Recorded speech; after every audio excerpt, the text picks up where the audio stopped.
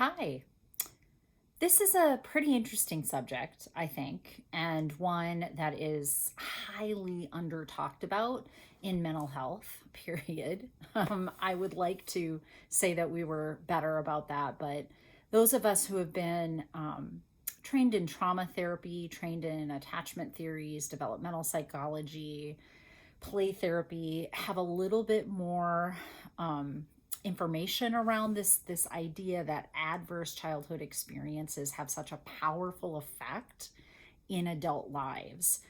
And I think some of the other specialty areas kind of underappreciate that. So in the end of this blog, I recommend if any of this resonates with you, I would strongly encourage seeking counseling to pull some of it apart for you. I mean, more out of curiosity than anything else. I think it helps just to beef up our superpower of self awareness.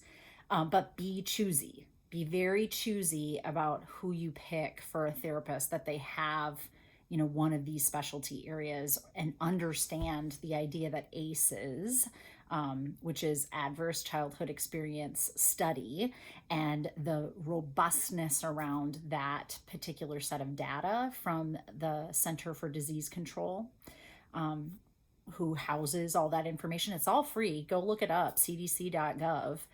Uh, that that training is really necessary to help you through this particular subject matter. So, this idea that we don't want to be present is a sticky one, right? And that was why I used my own experience as an example, because I really want to help to normalize that even a psychologist may struggle with this. And the reason being is the brain, by design, is wired to protect itself at all cost. And there are two main areas of safety that our brain is geared at protecting us at. The first is pretty obvious, the physical body, right? We don't want to die because then we're not here to survive or do anything. But there is also a second one, and that is our social or interpersonal health in the world. And so over time, humans have been able to dominate in the world, not because we're the biggest or the toughest or the scariest. We definitely could be taken down by many in the animal kingdom, right? But our value is in our ingenuity, so that we have this frontal lobe to think things through, and in our ability to tribe, so to come together in community. And so that's why you see, there's epicenters in cities and then kind of outgrowth from there, but less of the population is just isolated on its own out in the nowhere systems of the world. And when they are, even then they have community around them. And this has been for millennia, this has been how humanity has operated. So we have to have people in order to survive, right? So these are the two basic things that our brain is trying to do: keep us physically alive and keep us socially healthy.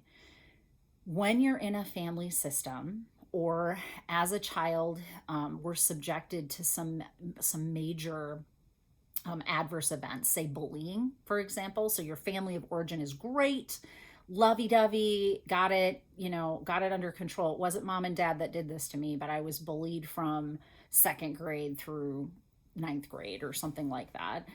When you have major adverse childhood events such or experiences such as that, it really impacts how the brain gets wired in that social interpersonal capacity. And what it does is it tells you that what you're doing right now is normal. It tells you that when you're being bullied, that is the status quo. And it operates in trying to keep you from being present in it and in the distress of it. So one of the places that this happens naturally, and all of us have probably experienced it at some level, is when we're in either a crisis or we're grieving heavily. So say you lost a grandparent, lost a parent, lost a kid, lost a friend. Initially, you kind of are numb, is how we describe it, right? So the brain knows that there's only so much intensity that we can take on at any given time, and it will shut itself down from experiencing too much of that intensity in order to self-protect.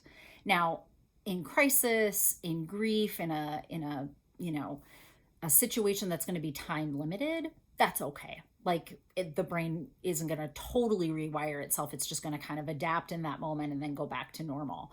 But in a situation where you're experiencing adverse childhood, events every single day or most days of your life or in most places of your life and don't have enough resiliency factors or protective factors like, people, parents, teachers, coaches around you that are helping kind of to offset the negative effects of that, can have a pretty big impact on how our brain operates emotionally. And it doesn't like to tolerate being present in the moment.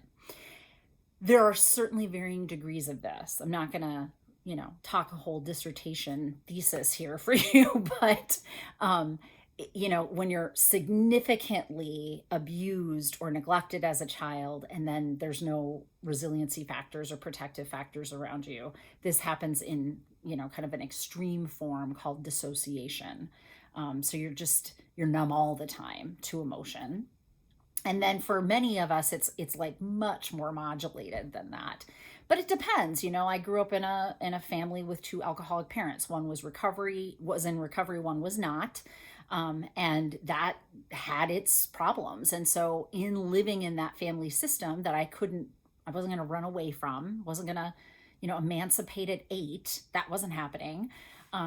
My brain learned to wire itself to not want to be here and to not tolerate being present very much. My mind started to draw into like, what are the things that I can control? I was kind of a smart kid to begin with, curious to begin with, and I just got voracious for knowledge. And that was one of the ways that now, in looking back, when I've processed therapy, I can be much more, insightful about, oh, that's why I did that. Because I was always looking kind of for the next thing instead of being in the thing that I was in.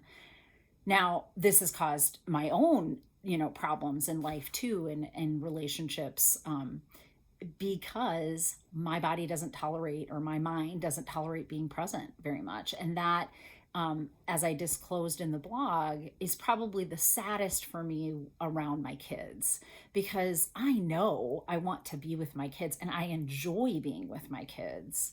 And because of this wiring, I can feel the anxiety when I'm in a present moment.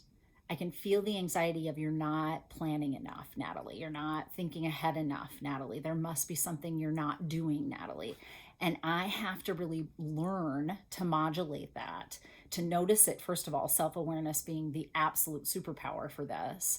But also, I need to learn to kind of calm inner parts of myself that are reacting that way, while outside, my kids don't see any difference in their mom. I'm present. When I'm present, right? But they catch me sometimes. They catch me on my phone. They catch me doing, a bunch of chores or something. They're like, Mom, isn't this a mommy day? Aren't we supposed to do this stuff? Aren't you supposed to be here with me? And I have to ground myself back. And again, self-awareness being my superpower, kind of notice, oh, my brain wasn't tolerating very well being in the present moment. And again, this can be modulated from moment to moment to moment, because our emotional bandwidth kind of is contracting and expanding, contracting and expanding. What I mean by this is, depending on what you've got going on in your life, I don't know, a pandemic that you're living through, stress of work, stress of, balancing work-life balance, whatever.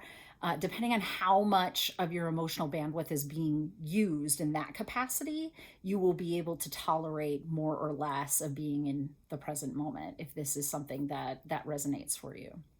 So that's just a thumbnail sketch. Like I said, I'm not writing a dissertation on this for you guys. I'm not arguing my dissertation on this.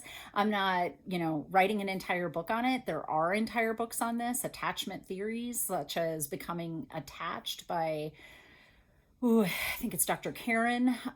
Anyhow, there's a lot to be learned about these kinds of adverse childhood experiences and what they do to us in our adulthood. I'm only talking about some aspects of this that are emotional, but there are many, many more that are predictive factors of medical health issues as well. Just experiencing these social health issues adversely in our youth can also impact our physical bodies going forward. So, mind body connection, right? I hope that you find this helpful, and I hope the video helped to kind of hone in a little bit more on what I'm trying to get at with this. But it's kind of a controversial subject, but I'm kind of a controversial gal, and I'd like you to understand why it is that you're always working too much, chasing the next dream, doing the next thing, and having trouble just being in this thing at any given moment.